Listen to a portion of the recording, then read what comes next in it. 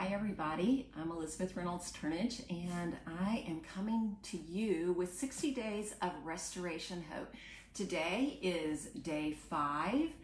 What I am doing is reading through day by day. There are 60 meditations for finding peace and hope in crisis in this book, From Recovery to Restoration.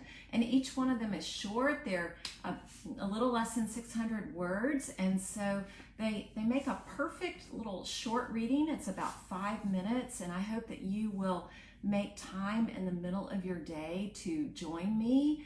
I will be doing it Monday through Friday, and then I will take the weekends off and begin again next Monday. So today we are on day 5, which is, you know what, I put in the description, I don't always get everything, some of the details are off sometimes. I put in the description that it was Revive My Soul, but I'm looking at the book now and it's actually number 5 is Do Not Fear. So that's the one for today. I'll change that description later.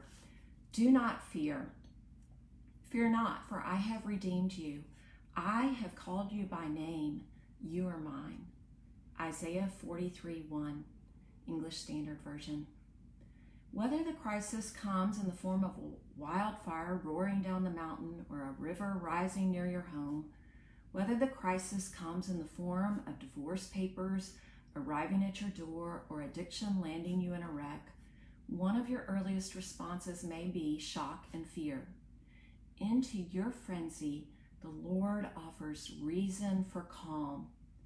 Isaiah speaks the hopeful words, "Fear not," even as he foretells the crisis God's people, the Israelites, will face. Despite God's warnings through his prophets, Israel has persistently rebelled against God. Their sins are about to bring disaster.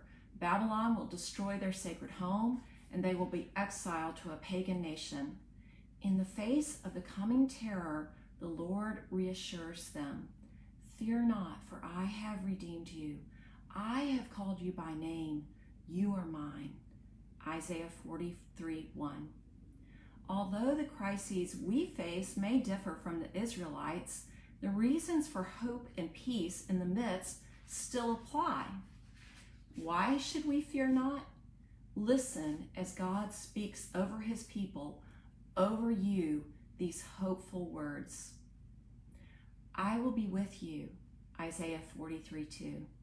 When you feel you will drown in grief or be consumed by the loss, remember your reason to hope.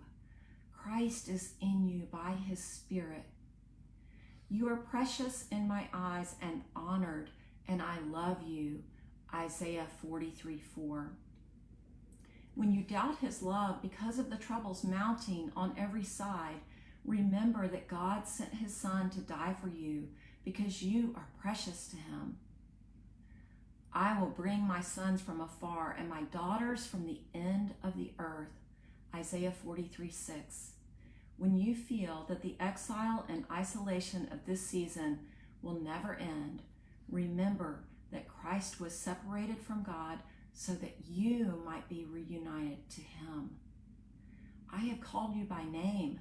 You are mine, Isaiah 43:1. When you feel despised, abandoned, or orphaned by your losses, remember that Jesus was despised, abandoned, and orphaned so you might be called by God's name.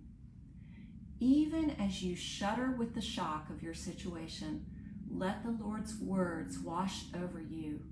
He created you, forming you even in the womb for his glory, and he is redeeming you, bringing you back to him through this severe mercy. Prayer. Lord God, we confess our fears, doubts, and struggles to you. Thank you for bringing certainty amid our confusion. Help us remember that we belong to you, that we are not orphans, that you will never leave us. Help us to rest in the tender hope that we are precious to you. In Jesus' redeeming name, amen. Further encouragement, read Isaiah 43:1-7. listen to Abide With Me by Audrey Assad.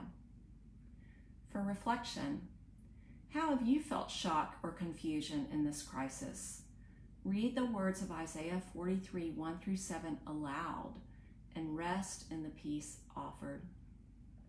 Thanks for joining me, and I hope you'll tune in next week. I just wanted to point out to you, you may have noticed that in the further encouragement, there's a song suggestion, and I did that in every single meditation, and I've made a playlist on my YouTube channel, which if you search on YouTube under Living Story or under my name, you can find that. You can find more playlists, but there's a playlist of every song in this book.